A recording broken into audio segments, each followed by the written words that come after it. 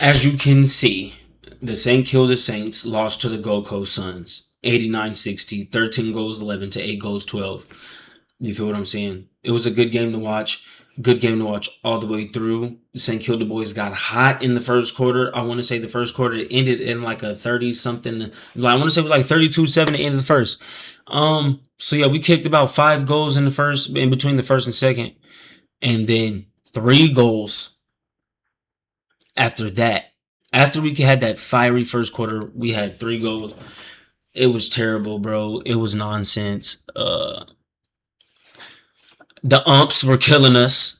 Okay, everybody's like, "Oh, you're saying the umps did this, you're saying the umps did that, bro." The momentum swings that the freeze the freeze caused. Excuse my English. We would have so much momentum, and then they would call a fucking free for the Gold Coast Suns, and then here we are going in the opposite fucking direction.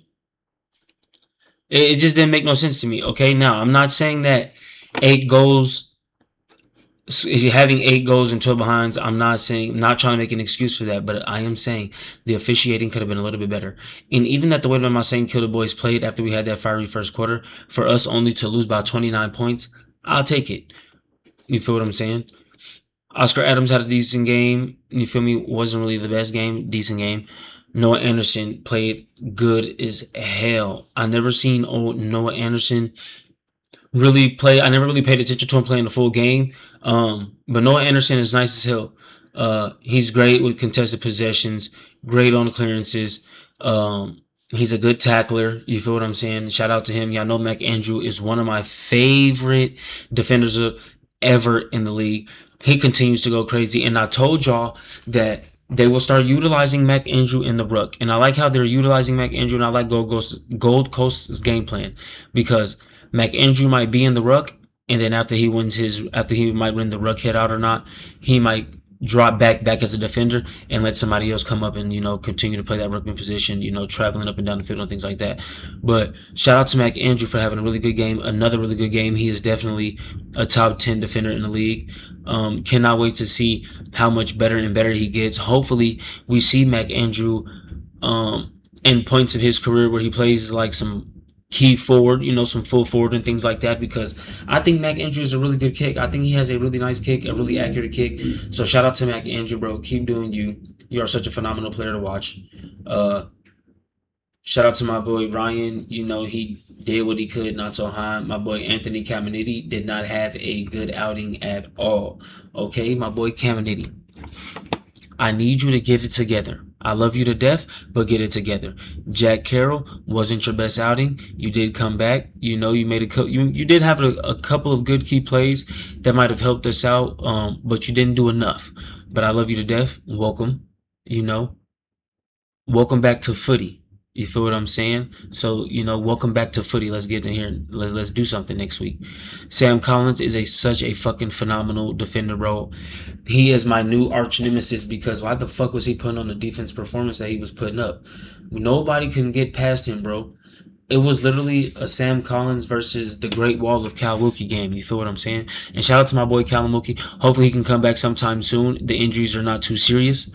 He does have a back injury. Hopefully he gets some scannings done and things like that. And, we can get Callum Wilkie back in maybe the next 2 weeks, maybe 3 weeks. I don't want to say the next week, because he deserves some rest, bro. He's been playing every game this year, 100% game time. I want to say this game against the Suns is probably the first game that he didn't have 100% game time, just due to the fact that he got hurt. Simple. Tom DeConing with another a nice but not so nice game. Like, I want to say this was the average game for him. 18 hitouts, phenomenal, great job as a ruckman. 3 clearances, you did your shit. 4 marks. I think Tom DeConing could have had way more marks. I'm so used to Tom DeConing marking things. Shout out to TDK. Wasn't our best game, but it is what it is. And remember, I said we had no Nasaya, Wanganeen, Malera, bro. So shout out to my boys for putting up a fight as best as they could. Hugo Garcia and Sam Flanders, they were playing phenomenal games. They had great games. I wish they would have been able to get the ball a little bit more. I feel like that if Sam Flanders and Hugo Garcia would have been able to both get at least upwards of 32 to 33 touches, we probably could have scored one or two more goals. I think them guys are really fucking great. I love watching them play. Shout out to them. Max Hall had a decent outing. He was I want to say Max Hall was probably our best player for the most part, the most consistent, doing really well. I want to say he even had a goal. Yeah, he did. He had a goal. You know what I'm saying? 23 disposals, 9 marks, 1 tackle, 5 clearances. So there you go, Max Hall. Such a phenomenal player. Liam Henry. Welcome back to footy. You feel what I'm saying? Uh, Such a great player. I love watching you play. Highly impactful player. When we get Liam Henry and those guys back, he would not have to probably have to carve out so much big of a role. He'll probably just be a nice interchange piece, which I love him. Bradley Hill was playing fucking phenomenal, bro. Shout out to Bradley Hill for having a really good game. Y'all heard it from the man himself. He said that his body to him has felt the best it has felt in a long time. So shout out to Bradley Hill. Hopefully he continues to have a great season. Hopefully he continues to have a great year and teach our young boys and push us up into the premierships. You feel what I'm saying? Always forget what it's called before the grand final, but hopefully we can get into the minor premierships if that's what it's called. Bradley Hill can lead us there. I really love watching him play. He's such a phenomenal player.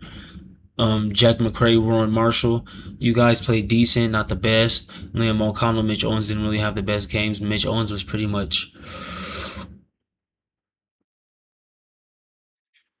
in a box. Matthias Falopu had a decent game, not his best game, could have did real better. But shout out to the Gold Coast Suns, bro. They applied some great fucking pressure. So I don't want to just say that like my guys were just playing bad. No, we did fucking suck ass from inside 50s, which we're gonna get into that in a second. But shout out to the Gold Coast Suns, bro. They put up a lot of great pressure. Cooper Sharman didn't have a good game. Jack Sovani didn't have a good game. Jack Sinclair was playing out of his fucking mind. And one thing, and shout out to Darcy Wilson as well as I get down here. Darcy Wilson and Jack Sinclair.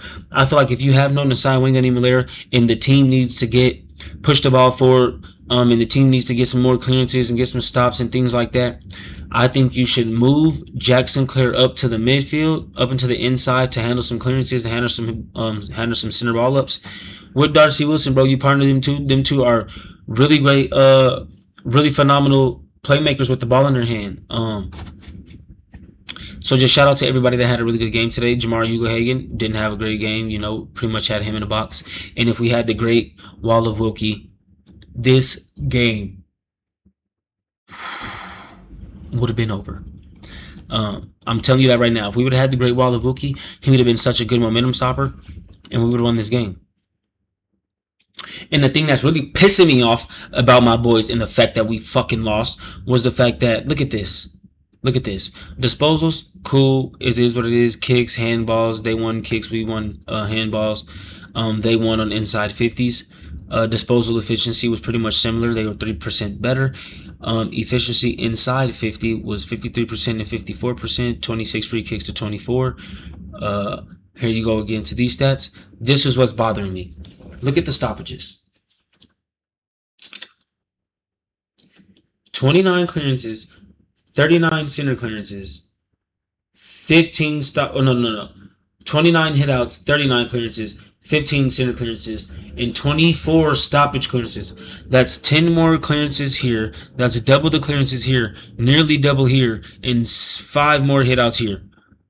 There is no way we're winning the ball ups and the center bounces and things like that. And if you've been paying attention to this AFL season, those that win the hitouts, those that win the clearances, are those that win the game. And like I said, we are going to get into our inside 50s in a second. Contested possessions 119 to 112, uncontested possessions 249 to 239. Turnovers, like I said, Gold Coast Suns did a great job, a phenomenal job of applying pressure. So I don't want to take no credit for them or don't want to discredit them. As you can see, we had 15 more total turnovers than them. Oh, so I take that back. So we won the turnover battle. Oh, no. I don't know how to read this one. I always get confused. But if I'm reading it correctly, they created 70 turnovers on us. We only got 55 turnovers off of them. So they won the turnover battle by more than 15. I could be reading that wrong, so y'all let me know in the comments. Look at the marks. 13 marks inside 50. We each had 7 contested marks. They had 112 marks. We had 97. They had more uncontested marks than we did, and we gotta fucking stop letting teams get uncontested marks. If you win the clearances and the stoppages, and you win the headouts, the center ball ups, and things like that, and if you are getting the most uncontested marks, though, I feel like 1+1=2. You get that and that. I feel like you win the game. At least that's what it's looking like so far to me. The team that has been getting the most uncontested marks while also winning in fucking stoppages and clearances, they are the team that wins the game and dominate the game. Which is fucking crazy to me how we were winning all these clearances and these stoppages, but we just couldn't score. Goals, 8 goals to 13 goals, 12 behind to 11 behinds. They had 85 minutes of match time in front. We only had 27 minutes of match time in front. 44 tackles, 41 tackles. We applied great pressure, but they applied better pressure. They might have less tackles, but their pressure meant something. As you can see, they had 9 tackles inside 50, and we only had 3. We weren't fucking stopping the cold out there. Bounces, they had 14 1%ers. We won the 1%ers as well. And I thought they were going to show the inside 50s, the amount of inside 50s that they do. Okay, so boom, this is what I wanted to talk about here. The amount of inside 50s is 35, right? I mean 45 inside 50s, but we only have 8 goals. That's a big fucking problem. They have 48 inside 50s, but they had a total of 24 shots on goal. That's 50% opportunity to score shots on goal. We had 45 opportunities inside 50 and only got 20 shots on goal. That's probably roughly around 42 to 44%. That is bad, fellas. If we get inside 50s, we got to attempt some shots at goal. Whether you're missing them or making them or not, I would have been cool if we would have had 15, 16 disposals, because that means you kept shooting and that means you didn't stop trying. And then again, like I also said, when the Gold Coast Suns are applying the amount of pressure that they was applying, you got to give kudos to them. And shout out to the Gold Coast Suns. Okay, but shout out to my St. Kilda boys. We will come back and we will be better next year. Mark my damn words.